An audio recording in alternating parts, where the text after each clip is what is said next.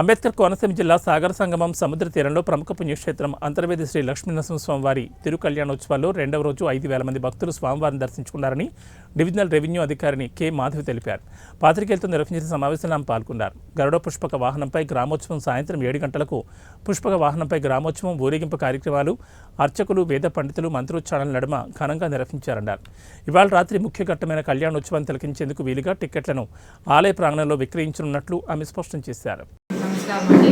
సట్నేట్పర్ మండలంలో అంతర్వేది గ్రామంలో ఈరోజు మన అంతర్వేది కళ్యాణ మహోత్సవంలో రెండవ రోజైన 5/2/2025న మొత్తం సుమారుగా 5,000 మంది భక్తులు స్వామివారిని ఈరోజు దర్శించుకున్నారు.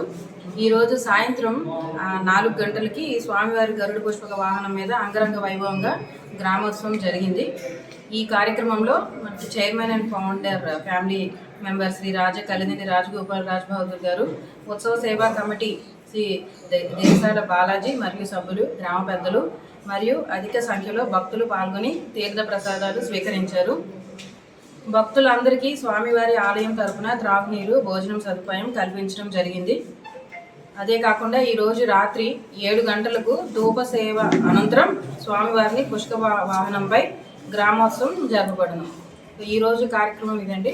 సో 6వ తారీఖు ఇదే విధంగా మళ్ళీ పుష్పక వాహనం మీద ఉంటుంది. అండ్ మనకి మెయిన్ వచ్చేసి 7వ తారీఖు కళ్యాణం.